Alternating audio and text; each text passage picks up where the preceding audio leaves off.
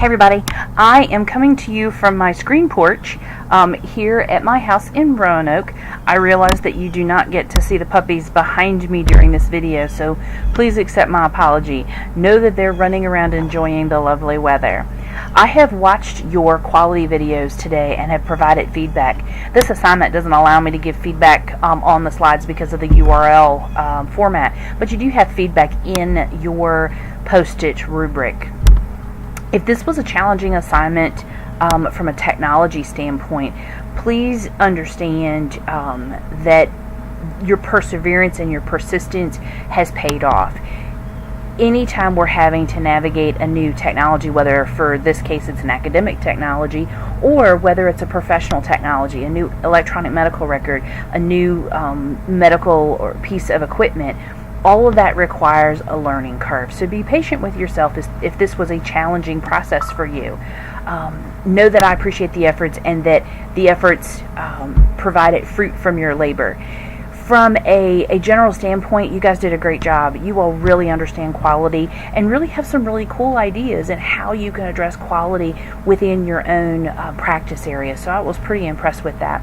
From a APA standpoint, you guys are doing really well. The only thing that I'm going to continue to recommend anytime you do a PowerPoint, whether it's a presentation like this that has a voiceover component or whether it is just a standing presentation on its own, you want to include in-text citations on the slides where you're getting information, just like you would in a paragraph or a sentence in a paper.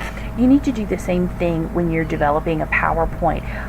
If everything on that slide is related to one author, it's okay to tuck that in the bottom right hand corner, decrease the font a little bit and make it a little less conspicuous. If not everything on your slide comes from the same author, let's say you have 2 or 3 authors whose work you're citing on a similar slide, tuck those after the bullet point. Anytime you're developing a slide set, you always want to be thoughtful of how you're going to engage your audience. Are you providing them enough visual stimulation to follow the context of your conversation? Are you using charts and graphs, professional clip art to engage your learner or your viewer to be able to say, hey, this all goes together?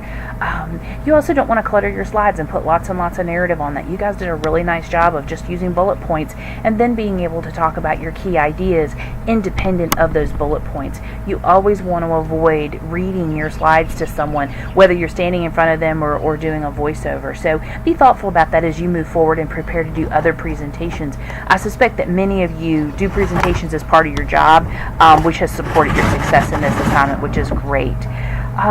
Let's talk briefly about next week. Next week you have 2 assignments due. The first one is your log from practicum, from your second practicum grouping. Be sure that the hours that you load for log 2 match the entries you make for your actual practicum log.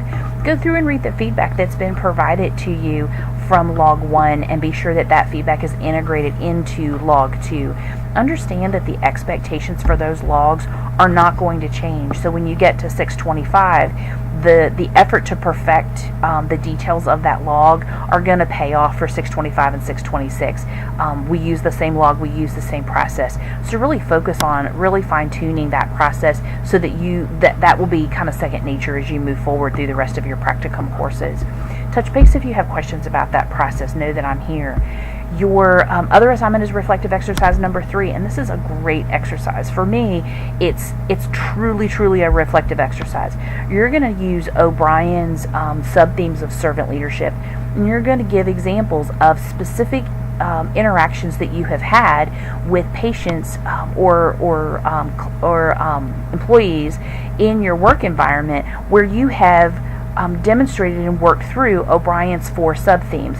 Those sub-themes are listening with the heart, crossing over, the wounded healer, and then embracing a higher purpose. And you're going to talk about how the interaction you had with that person touched on one of these. Some students have chosen to use a really big case example that touches on all 4 of those concepts, and that's okay. Some people have chosen to do smaller exemplaries for each of them. How you do that is entirely up to you. Just make sure that if you use a big example, that it's complex and detailed enough that it really clearly touches on all 4 sub-themes.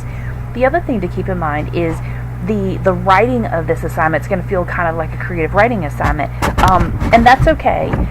But you don't want to forget that this is an APA paper. You need to use level 1, level 2, and perhaps level 3 headings to organize your writing. It also makes sure that it helps you keep on track to make sure you're not forgetting something. This is a paper that most students get really into because it's things that touch their lives. It's the things we remember. So sometimes we get so busy being passionate about something that we forget that someone's going to grade this.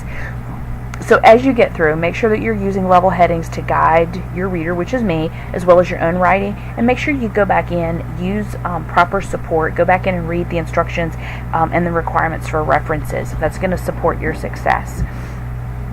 I think that's pretty much it this week. There's not a whole lot else going on. I am going to be traveling at the end of this week, so I will be not have as much access to a computer as I usually do from Friday and through next Monday. Know that I'm not dialing out. I'm not jumping off the grid, but I am gonna. There'll be a delay in getting a hold of me. You do have my cell number. If there's an emergency, feel free to text me or give me a call. Know that I'm not gonna be likely carrying that with me all the time either, but I will be attentive as soon as I can, based on where I physically am during that time. I hope you all are well. As you can see here in Roanoke, it is I think it's been 83 degrees. It is absolutely gorgeous weather. Spring has finally arrived, and I am so grateful that it is not raining. So wherever you are, I hope that you are doing well. Be in touch with questions or concerns. Know that I'm here supporting your success. The Ask the Professor link, use that for the logistics kinds of questions. There's a bird behind me that Madeline's trying to say hello to. Okay, ask the professor for the general questions, and then email me specific with anything that's really just about you. I hope you guys enjoy your week. Take care.